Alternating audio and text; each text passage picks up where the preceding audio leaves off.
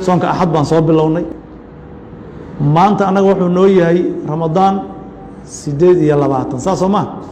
waxaan rabnaa marka 3 qaybood inaan fiirino qoladii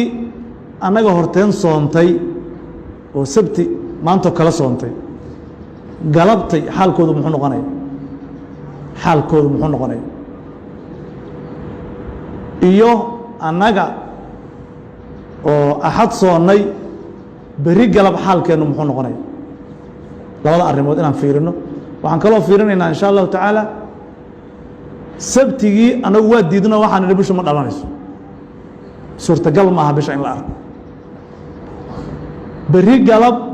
iyo sabtigii aan diidnay maxay ku kala duwan yihin sabtigii markaan dhahaynay suurtagal maaha in la arko waa cilaynay soo maha 4 arrimood baan ku cilaynay 4tii arrimoodoo aan ku cilaynay sabtiga inaysan suurtagal ahayn bil in la arko beri galab 4tii arrimood seebay ma jiraan mise ma jiraan waxaana marka 3daa qayboodoo yaryarkaa inaan fiiriyo insha allahu tacala waxaan ka bilaabaynaa dadkii sabti soomay maanta maxay u tahay 5 sabti waa 29 munaasabku muxuu yahay marka inay galabto bisha hee ay fiiriyaan lanna waa dhici karta inay ku dhammaato 29 soo maaha qoladaas galabtay ama ha fiiriyeen ama yayna fiirin waxay ku khasbanaan doonaan qoladii sabti soontay oo 2 qolo ka kooban dowlado iyo dad dowladaha iska raacay dowlado maamul iyo nidaam iyo maxkamado ay leeyihin adeegsaday iyo dad dowladaha iska raacay waxay ku khasbanaan doonaan 30 ay dhammaystiraan galabta bisha ama ha fiiriyeen ama yay fiirin waxay ku khasbanaan doonaan 30 inay dhammaystiraan waxyaalaha qoraalada ah oo cilmulfalaga iyo aan soo akrinay waxay sheegayaan caalamul islaami beriyo axada wax ciidaya inaysan jirin sababtu maxay tahay shayga moogtay markaad tidhaahdo waxaasi saasay noqonayaan waa inaad sababaysaa bisha markii la arkahayo waxaa la arkaa qoraxda markay dhacdo hee kadib soo maaha saaka bishu goormay soo baxa goormaa qoraxdu soo baxa bishu goormay dhacaysa goormay qoraxdu dhacaysa saaka qoraxdu waxay soo baxday 11kii 37 daqiiqo bal xisaabta qor 11kii 37 daqiiqa saaka qoraxdu soo baxday bishuna waxay soo baxday 11kii iyo 12 daqiiqo keebaa soo horeeyey bishaa soo hor baxday soo saaki farqiga u dhaxeeya differencega u dhaxeeya muxuu yahay 37 daqiiqo iyo 12 daqiiqo farqiga u dhaxeeya muxuu yahay 25 daqiiqo miya 25 daqiiqay saaka bishu ka soo horeysay qoraxda marka bisha waa ka dheeraysaa 25kii daqiiqo 11 ka mida bay jaraysaa 12ka maantay qoraxdu 25kii daqiiqe bishu soo horeysay 11 ka mida bay jaraysaa maxaa bisha u haray ya 14 daqiiqo baa bishu hormaraysa qoraxda ka hor waa galabta 14 daqiiqo baa bishu qoraxdu intayna dhicin dhacaysa ma suurtagal baa in la arkaa marka ma suurtagal maba dhacday 14 daqiiqo baa qoraxdu soo jeedaa bishii oo dhacday marka qoladii sabti soontay oo dowladaha iyo kuwii dowladaha iska raacay ahaa waxay ku khasbanaanayaan sida aan qiyaasayno inay 30 buuxiyaan oo ay ciidaan hee isniin beri galab oo insha allahu taala annaga 29 inoo tahay ayagana 30 ay u tahay oo hadda 30kii u buuxsamay ay iska ciidayaan maxaa dhacaya beri galab see xaalku noqonaya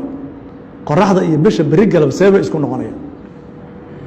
maantii annagu aan diidaynay oo sabtiga aheedoo aan lahayn suurtagal maaha bisha in la arko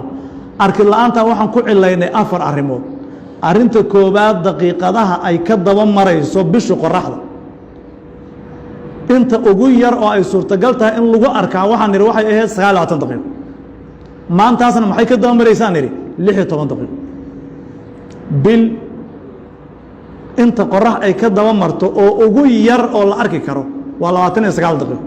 maantaasna waxay ka daba maraysay 16 daqiiqo maxaan kaloo ku cilaynay iftiinka maalintaa ay laheyd dayaxo ilaa bisha waxaa lagu arkaa inay leedahay nuur la dareemo soo maaha wuxuu ahaa boqolkiiba dhibic 13 boqolkiiba eber baan oran lahaa eber dhibic 13 buu ahaa aad buu u yaraan badnaa waxaan kaloo ku cilaynay inaan la arki karin jooga bisha ay ka sarayso waxa la yidhahdo ufuqa waxa la yidhahdo ama horizonka waxa la yidhahdo ama haddaan sida annagu aan u fahmi karno anaan dhulka intay ka sarayso jooga bisha dhulka ay u jidhaa wuxuu ahaa 4 digri dhibic 15 buu ahaa aad buu jooggaas u gaabnaa aad buu jooggaas u gaabnaa waxaan kaloo ku cilaynay maalintaas xagasha ay ku dhacaysa bisha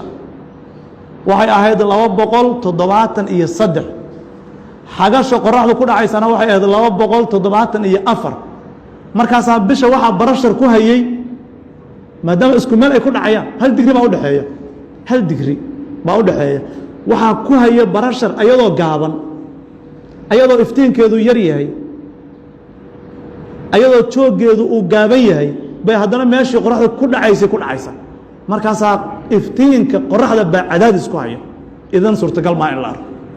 beri galab maxaa jira marka intii oo kale ma jidhaa mise ma jidha waxbaa isbedelay waxaan fiirinaynaa